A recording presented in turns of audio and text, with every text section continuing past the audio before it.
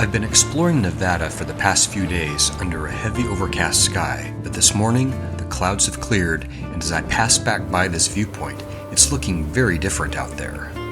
With the sun has come the heat, but I'm aiming for higher elevations and cooler temperatures. Today, I am going up into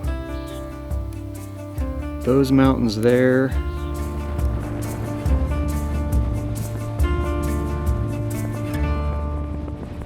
So when I was planning this trip, I thought this road was going to be the main road up into this area I'm trying to get to, and now I don't think it is. There was no signage at all. I can see this is winding up through a gap in the mountains there, and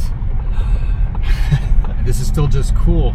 I'm just surrounded by more and more of these stark, steep, jagged mountains.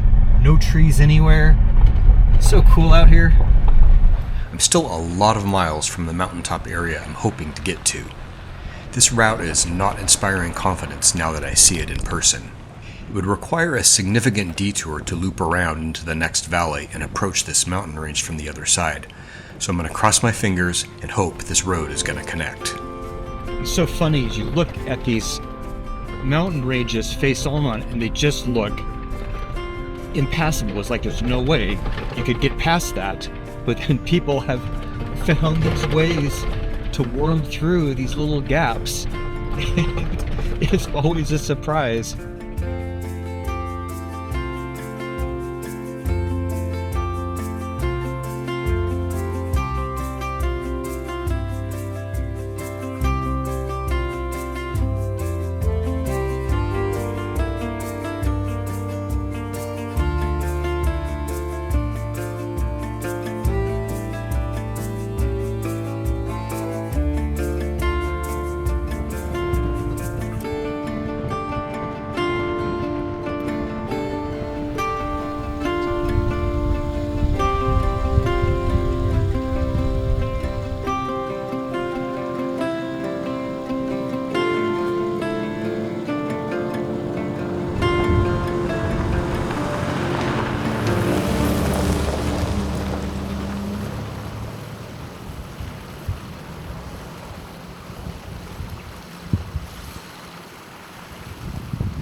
In eastern Oregon, I frequently hear the rhythmic, almost mechanical sounding call of the chukar, but I have never been able to get such a good look at one.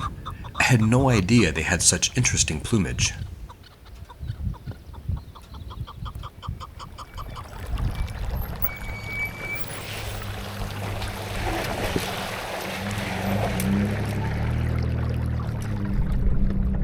This is just amazing.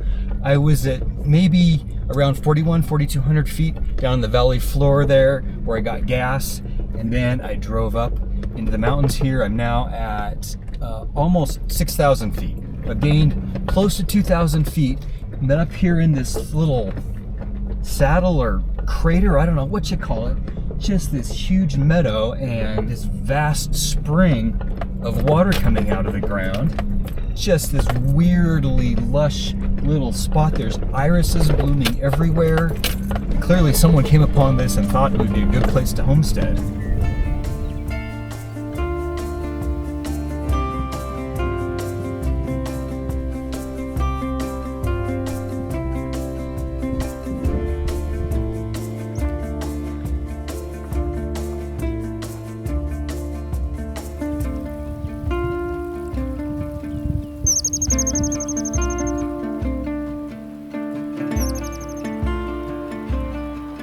Sometimes you think you're alone, but you're not alone.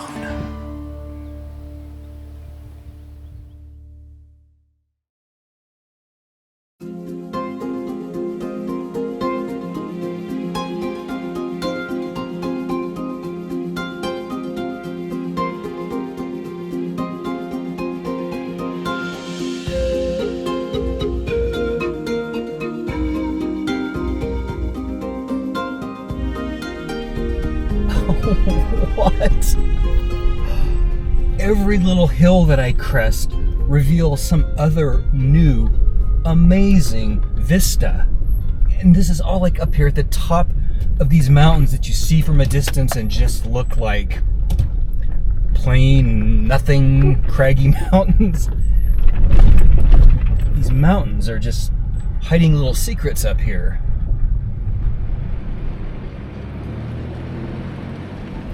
As it turns out, this route has got me high into the mountains after all. The switch backs up the slopes, revealing increasingly astonishing vistas looking down into valleys on either side of the range.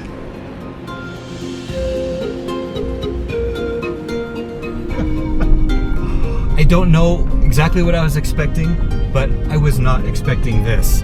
This is just mind-blowing.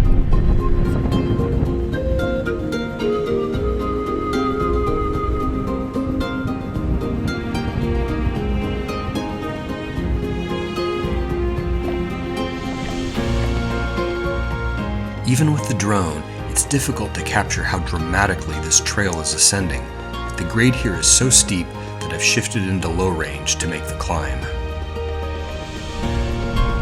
It's funny, right here it looks just like I'm riding through the flat desert down below, but I'm up at almost 7,400 feet, just like at the pinnacle of one of those ridges, dropping down on either side of me. The mountain goes down to 2 separate valleys below on each side of me. It's surreal.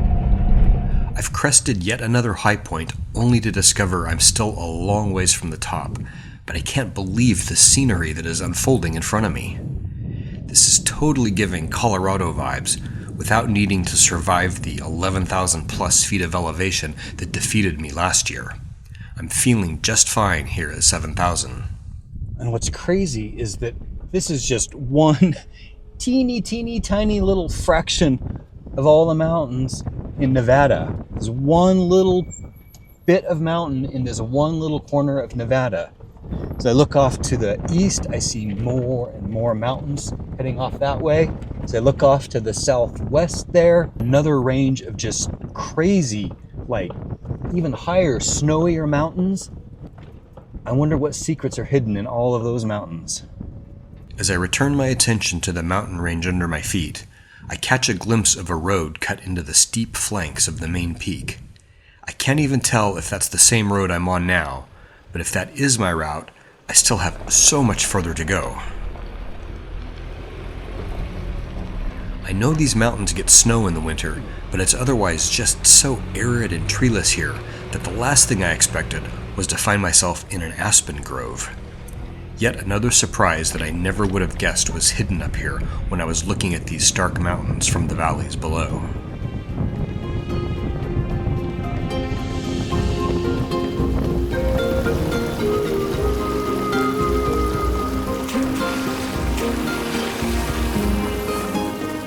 I've stumbled upon a gorgeous campsite tucked into the aspens. My plan is to get further up the mountain, but it's nice to know this is here. From the valley below, I could see snow near the top, and I'm a little nervous the road may eventually become impassable.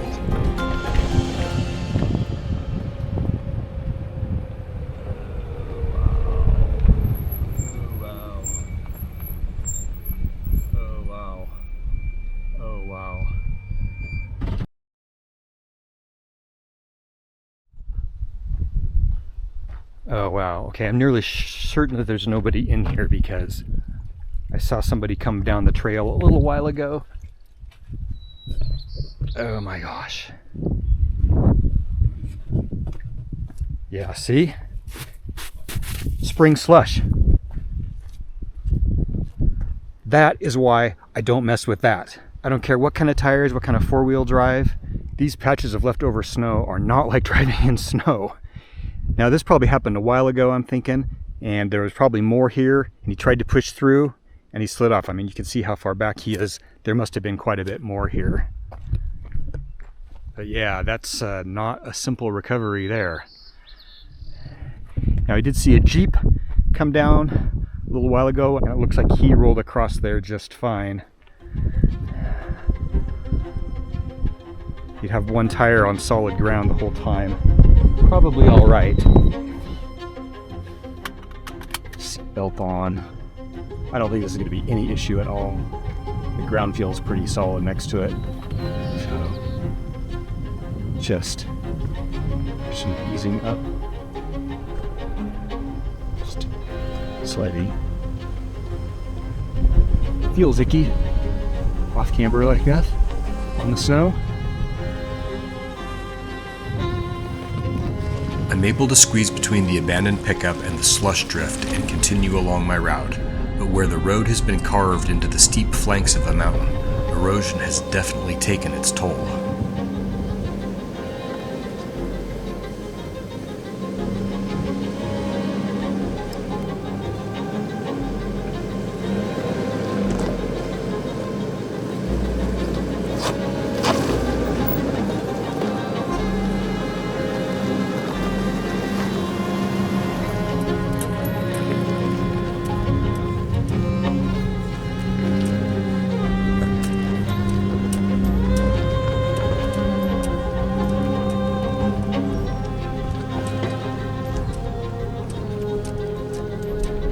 Got into a little bit of a rock crawly section there, and I thought, oh, how fun, a little bit of rock crawling stuff, and I thought it would just be that one little stretch and that would be it. But then that just went on and on and on. Some of that was even gnarlier than what I filmed, but I'm at 7,400 feet. Yeah, just walking up and downhill is, I'm not gonna do too much of that. Anyway, we're not here for the off-roading content, right? We're here for just beautiful backcountry.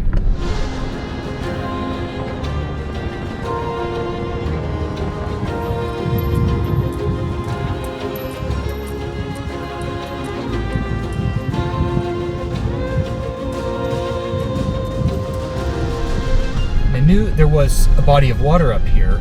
I had no idea it was going to be such a pretty little alpine lake looking thing stuck up in the summit of the mountain. Just surprise after surprise after surprise up here.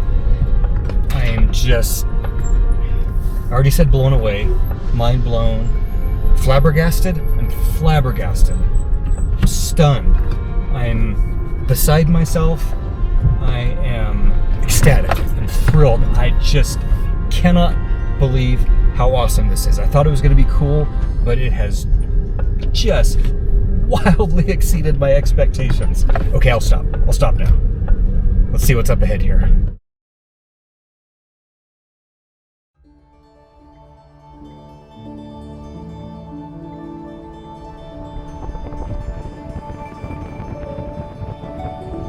It feels almost surreal that this expansive lake scene is actually nestled into a mountaintop, perched thousands of feet above the valleys below.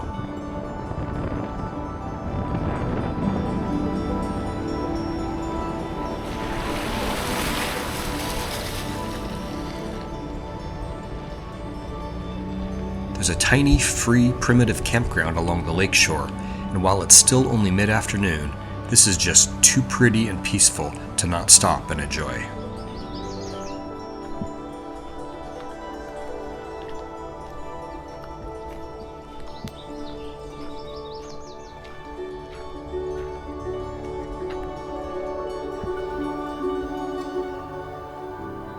The campground is occupied by only one other vehicle, a very nice couple from Nevada who I enjoyed chatting with.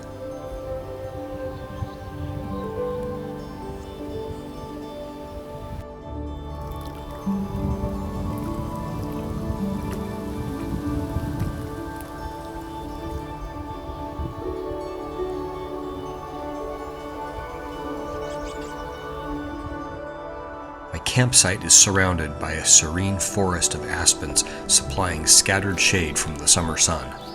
Such a striking contrast from the desert scenes of the past few days, which are really not that far away. In fact, as the crow flies, I'm only 15 miles from the giant cave of mystery, though it took me hours of driving to get here from there.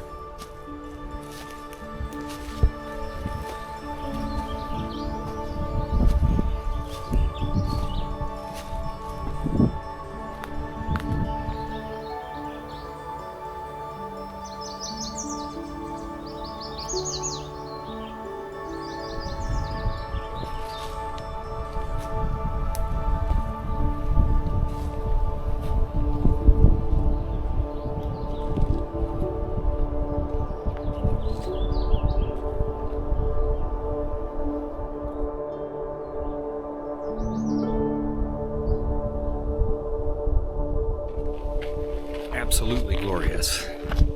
Just beyond the campground, I can see a quiet little cove I can't quite get to without a bit of wading. Across the cove, a pair of Canada geese catch my eye. Then I realize they're not alone.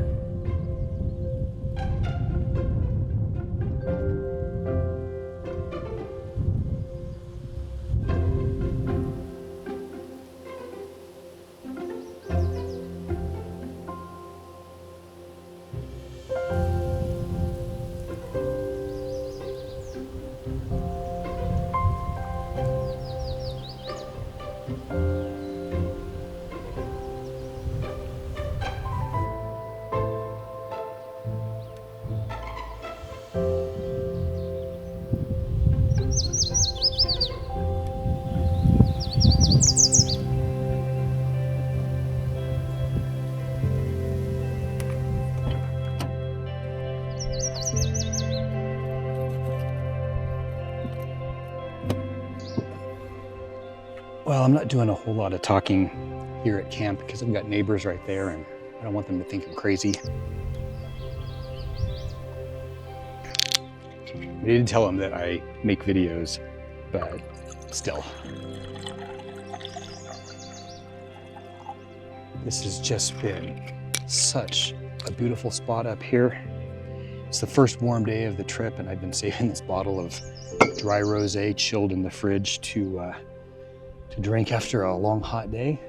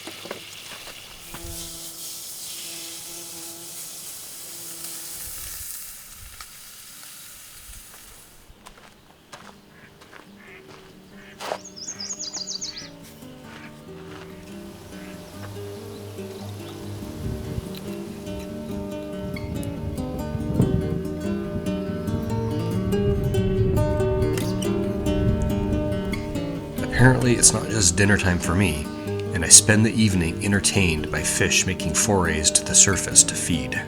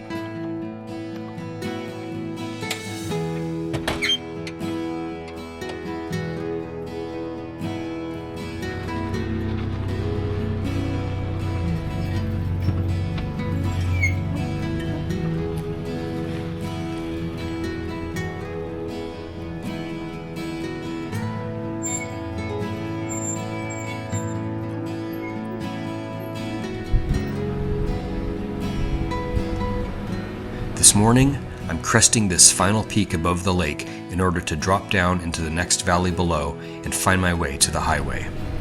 My adventures exploring Nevada have exceeded my expectations in every way. Intriguing historical discoveries, a remarkable array of wildlife, impressive geological oddities, and surprising secrets at summits. But most of all, these mountains. Everywhere you look, rugged ranges rising, stark and stoic, above the desolate desert valleys. I'm already eager to return to Nevada's majestic mountains, but for now, it's time to air up and head home.